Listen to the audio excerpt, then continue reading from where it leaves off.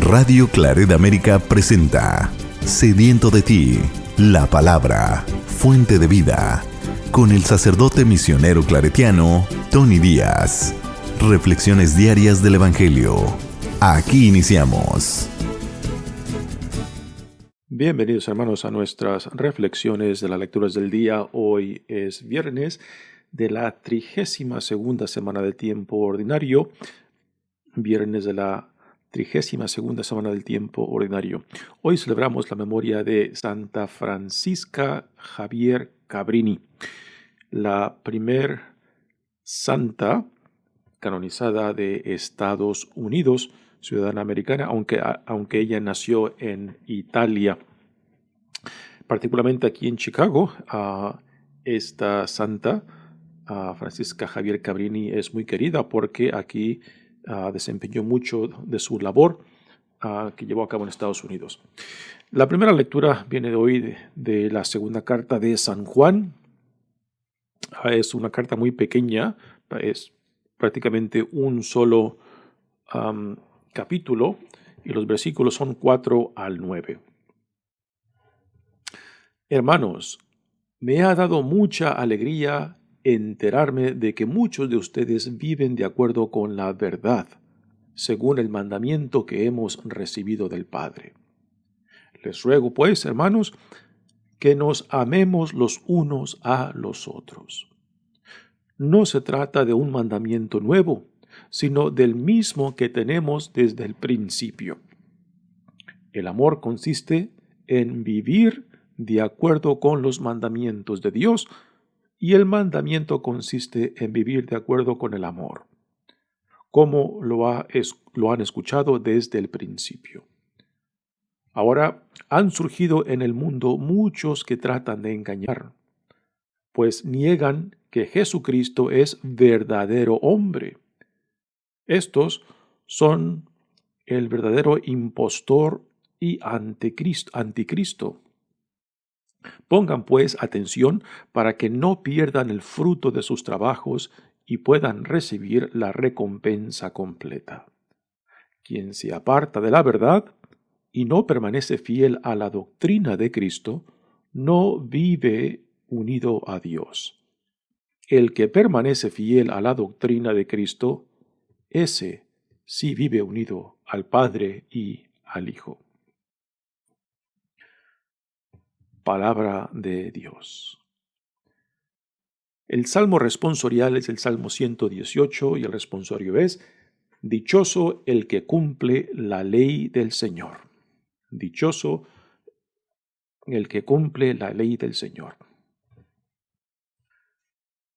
Dichoso el hombre de conducta intachable, que cumple la ley del Señor. Dichoso el que es fiel a sus enseñanzas y lo busca de todo corazón. Con todo el corazón te voy buscando, no me dejes desviar de tus preceptos. En mi pecho guardaré tus mandamientos, para nunca pecar en contra tuya.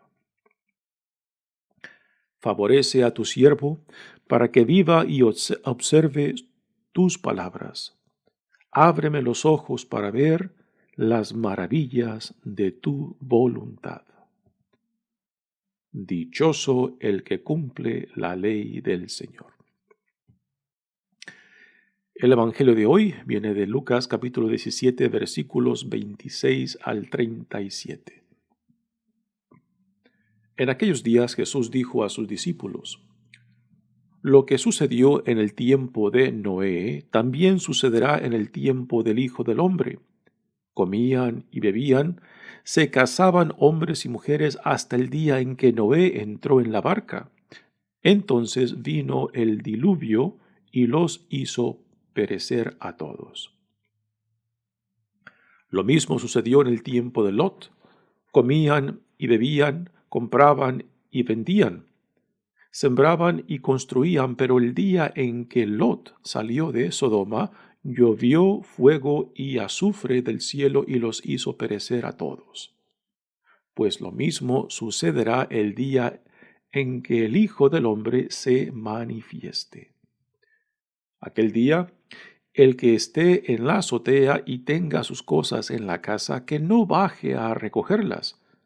Y el que esté en el campo, que no mire hacia atrás. Acuérdense de la mujer de Lot. Quien intente conservar su vida la perderá, y quien la pierda la conservará. Yo les digo, aquella noche habrá dos en un mismo lecho. Uno será tomado y el otro abandonado.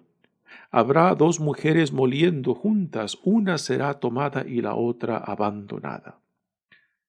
Entonces los discípulos le dijeron, ¿dónde sucederá eso, Señor? Y él le respondió, donde hay un cadáver se juntan los buitres. Palabra del Señor. Muy bien, demos comienzo a nuestra reflexión, pero antes de entrar a las lecturas, comentemos algo acerca de la santa a quien celebramos hoy, Francisca Javier Cabrini. Santa Francisca Javier Cabrini nació en el año 1850 en Italia, y el nombre de ella originalmente era María Francesca Cabrini. Viene de una familia numerosa, 13 hijos, ella era la más pequeña, y de esos 13 solamente 4 sobrevivieron la adolescencia.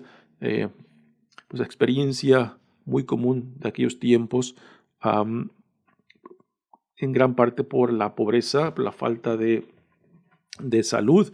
Francisca misma nació un par de meses antes de tiempo y por tanto, pues en su infancia y hasta en su vida de adulta, padecía de una salud muy débil. Esto fue causa del por qué cuando quiso ingresar a la orden religiosa que la educó, pues no la aceptaron porque le decían que pues era de salud muy débil y que quizás no iba a poder vivir la vida difícil que las monjas vivían. Pues, pero ella no perdió las esperanzas, se dedicó a la enseñanza y en 1880, junto con otras mujeres que trabajaban juntos en orfanatorios, enseñando, pues formaron una comunidad pequeña y tomaron votos religiosos y formaron la comunidad de las misioneras del Sagrado Corazón de Jesús. Así que cuando le cerraron las puertas a esta impresionante mujer, pues Dios le abrió otras, ¿no? En el año 1887, esta pequeña comunidad de hermanas religiosas del Sagrado Corazón de Jesús, pues tenían intención de irse de misioneras a la China y fueron a peticionar al Papa Leo XIII para que les diera permiso de fundar una comunidad en China. Sin embargo, el Papa Leo XIII les presentó otra propuesta de que en vez de irse al este, a China, que se fueran al oeste, hacia Estados Unidos, donde había una inmigración impresionante de europeos, particularmente de italianos, muchos de ellos sufriendo el hambre y huyendo del hambre. Pues la hermana Cabrini pues aceptó el reto que el Papa Leo XIII le presentó y en 1889 llegaron a Nueva York ella y 6 de sus hermanas y con gran dificultad y muchos retos pues empezaron a trabajar. El primer obispo que la recibió en Nueva York prácticamente no les extendió buena hospitalidad para que empezaran a trabajar, pero la madre Cabrini, pues teniendo muchos recursos internos, pues nunca se daba por vencida. Yo creo que esta santa mujer, Cabrini, pues desde su nacimiento nació antes de tiempo, con salud débil. Cuando quiso entrar con las monjas que la educaron, pues no la aceptaron. Y siempre la vida le presentaba retos, pero esta mujer nunca se dio por vencida, y aunque cuando llegaron a Estados Unidos encontraron muchos retos, pues ella los veía como oportunidades para dejar que la gracia de Dios les abriera las puertas necesarias. Empezaron a trabajar en Nueva York, abriendo casas de hospicio, orfanatorios para niños y niñas, fundaron escuelas, fundaron hospitales. Después aquí en Chicago también tienen una tremenda legacía con las diferentes casas para niños y escuelas y hospitales que fundaron. La legacía de esta mujer es impresionante, que a pesar de su salud débil, pues esto nunca le impidió de que se diera por vencida. De todo lo contrario, más se confiaba en Dios, el Dios quien la creó, el Dios quien la formó, el Dios quien la llamó, ¿no? Pues realmente un testimonio impresionante de esta mujer, Santa Francisca Javier Cabrini. El nombre de Javier que la agregó a su nombre viene de que ella tenía mucha devoción a San Francisco Javier, jesuita, que es el santo de los misioneros. Pues cuando ella toma el nombre religioso, pues le agrega el nombre de Javier. Así que es María Francisca Javier Cabrini.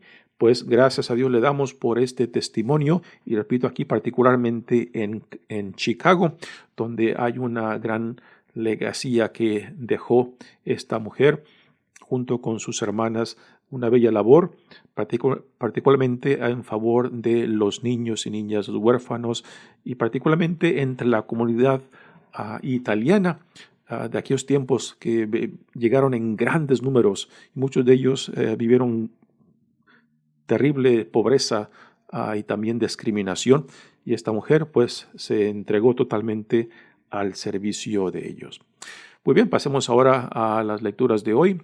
La primera lectura viene de la segunda carta de Juan. Es una lectura muy corta, prácticamente vienen siendo como notas, notas escritas a esta comunidad, a la cual el autor Juan parece que tiene interés de llegar a visitar.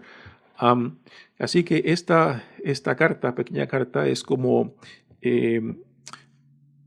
puntos que quisiera tratar cuando llegue a la visita, ¿no?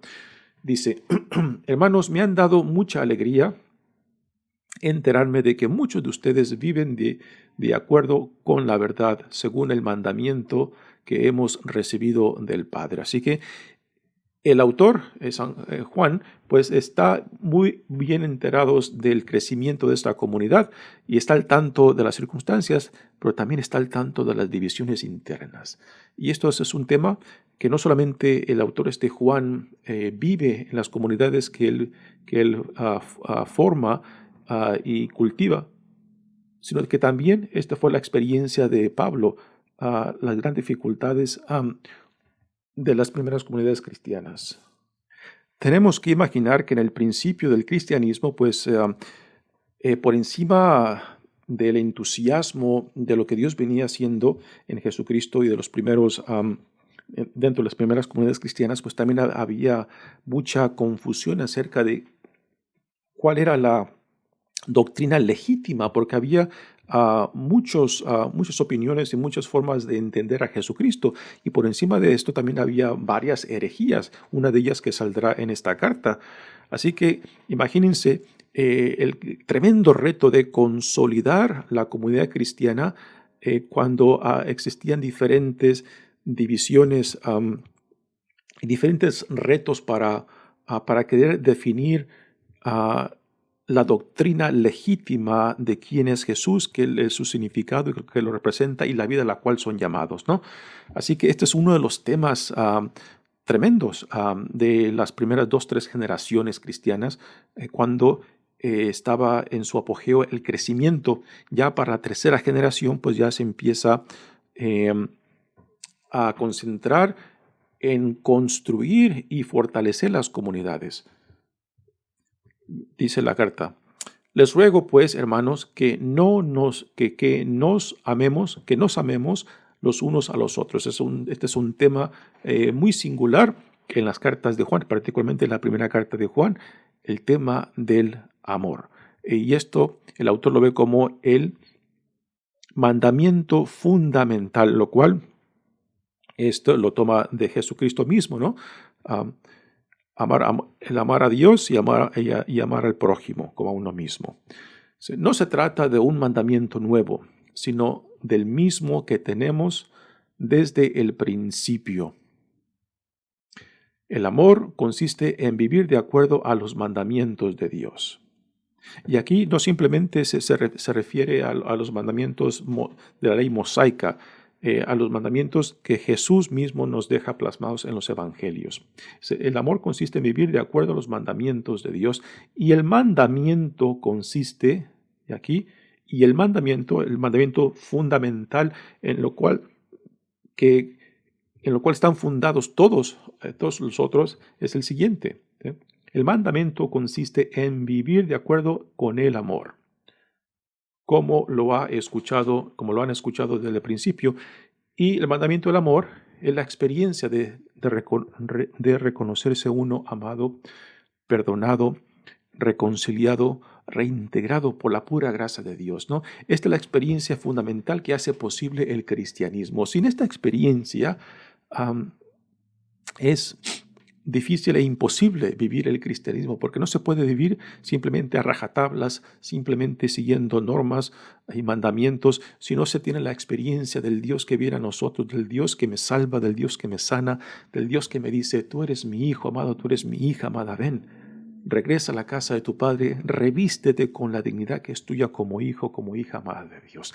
Esta es la experiencia de la conversión, y la conversión es un proceso de vida, proceso en el cual constantemente Dios nos llama a deshacernos, despojarnos de todo aquello que nos impide ser más transparente, de todo aquello que nos impide de la libertad para la cual Dios nos ha llamado en Jesucristo, ¿no? Así que el mandamiento del amor es el mandamiento fundamental que le da sentido a la relación con Dios y con el prójimo, ¿sí? Ahora viene el tema de las divisiones. Ahora han surgido en el mundo muchos que tratan de engañar, pues niegan que Jesucristo es verdadero hombre. Este es uno de las herejías de los primeros 400 años, particularmente de un movimiento que se le llama gnóstico, de aquellos que negaban la humanidad de Jesucristo y solamente ponían el énfasis en la divinidad, como que Dios estaba jugando a ser un ser humano, a ser hombre, ¿no? Así que aquí el autor Juan está enfocando una de las herejías que causó muchas divisiones, muchos problemas en la iglesia, y que aún hoy en día de vez en cuando resaltan estas ideas, ¿no? En la cual se niega o se minimiza la parte de la humanidad de Jesús y nos concentramos solamente en la divinidad, ¿no? Así que esta herejía aún de vez en cuando resalta aún dentro de la iglesia, cuando no le damos importancia a la humanidad de Jesús y solamente nos enfocamos en su divinidad. Y aquí el autor está enfocando este problema, esta herejía. Estos son el verdadero impostor y anticristo. Resume ahora el autor diciendo: pongan pues atención para que no pierdan el fruto de sus trabajos y puedan recibir la recompensa completa. ¿Y cuál es la recompensa? La vida eterna, pero no simplemente cuando uno muera. Esta recompensa, ya los primicios se nos dan aún en esta vida, cuando nos dejamos iluminar, nos dejamos conducir, nos dejamos transformar por el Espíritu que Dios ha derramado en nosotros en Jesucristo. El Espíritu que guía a la iglesia, el Espíritu que nos recuerda cuál es nuestro llamado, cuál es la vida la cual Dios nos da en Jesucristo.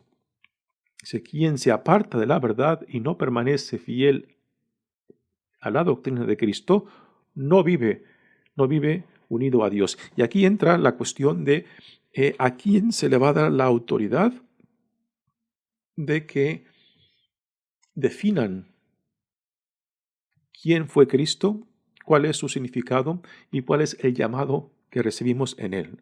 Y aquí entra la autoridad de los apóstoles, que convivieron, compartieron mucho tiempo con Jesús, y que ellos pasan a ser la autoridad en la cual la iglesia está construida. Por eso aquí entra el tema muy importante: a quién se le reconoce como autoridad de esta fe que está construida sobre el testimonio de aquellos que vivieron con Jesús y que fueron testigos de la resurrección.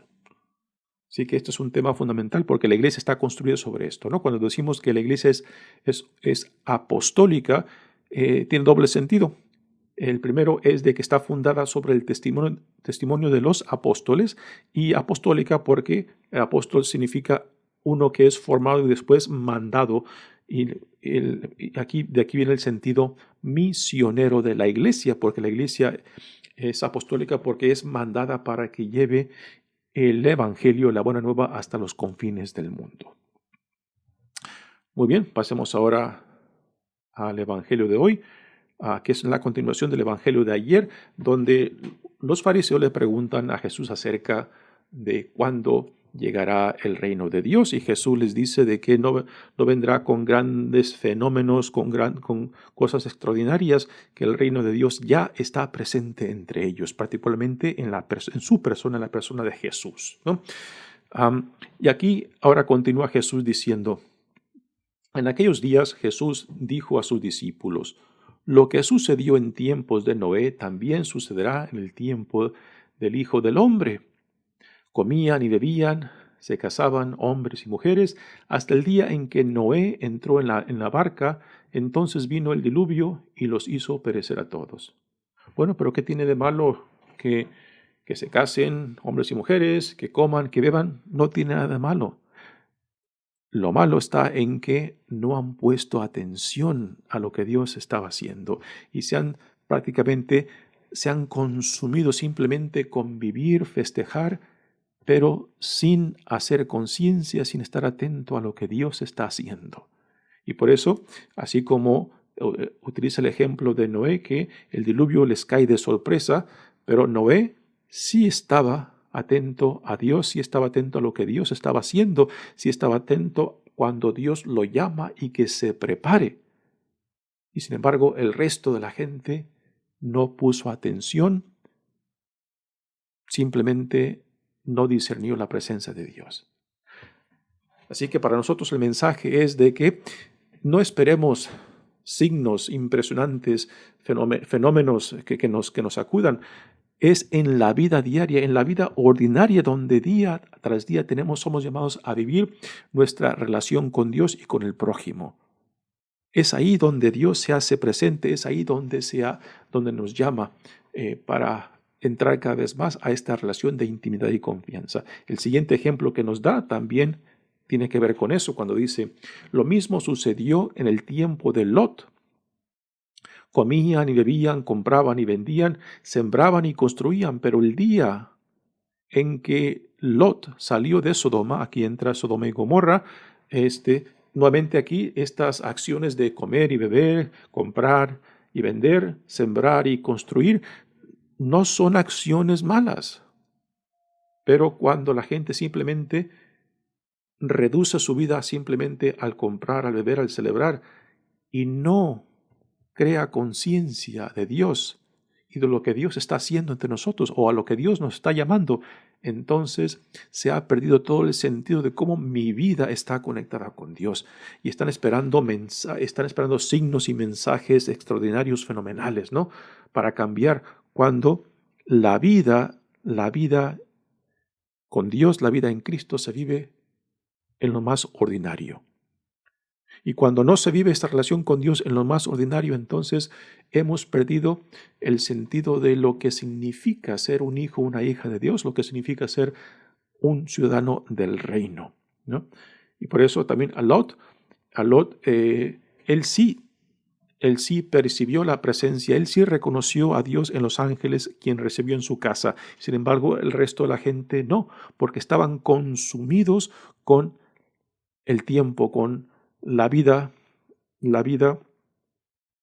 dedicada a cosas que no estaban conectadas con Dios, o que simplemente que no incluían a Dios, ¿no? Repito, las acciones aquí describen de comer, beber, comprar y vender, no son malas en sí, pero cuando Dios está ausente, cuando simplemente esta es nuestra vida en la cual Dios no es parte, entonces Vivimos alejados de Él porque no incluimos a Dios en lo más ordinario de nuestras vidas. Y este es el problema de la gente, a diferencia de Lot, que él sí estaba discerniendo cómo Dios se hacía presente porque recibió a Dios en los ángeles que lo vinieron a visitar y que después escuchó la alerta de Dios de que se preparara para salir de Sodoma y Gomorra, porque serían destruidos, ¿no? Así que tanto Noé como Lot, pues sí vivían al día con Dios, buscando vivir la relación con Dios en la vida ordinaria, de incluir a Dios en todo lo que significa la vida ordinaria, ¿no? Y sin embargo, el resto de la gente no pusieron atención, no incluían a Dios y por tanto fueron encontrados.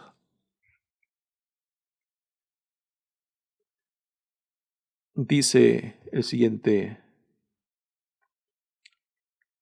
párrafo: aquel día el que esté en la azotea y tenga sus cosas en la casa, que no baje a recogerlas, y el que esté en el campo, que no mire hacia atrás. Acuérdense de la mujer de Lot. Quien intente conservar su vida la perderá, y quien la pierda la conservará. Hay que hacer una aclaración aquí, que el simple hecho de la esposa de Lot que volteó hacia atrás no es no es por esa acción que Dios la castiga y la convierte en un pilar de sal, ¿no? La acción de la mujer de Lot está en que deseaba regresar. Ese voltearse hacia atrás, en cierta manera, es anhelar lo que dejaba atrás. Y esto también Jesús nos lo dice en una de sus palabras, cuando dice: el que toma el arado y voltea hacia atrás, no es digno de mí. O sea, de que ya que tomes el arado, entonces a trabajar, ya que tomes el arado, a no estar dudando si lo que dejas es mejor que lo que has tomado, ¿no? Así que la acción de la esposa de Lot, cuando volteas atrás, no simplemente es esa acción de voltear, sino el anhelo de la vida que dejaba. Por eso, particularmente en el Evangelio de Lucas, Jesús nos pide un sí o un no. Si tú estás tibio, no eres digno del reino, no eres digno del llamado, ¿no?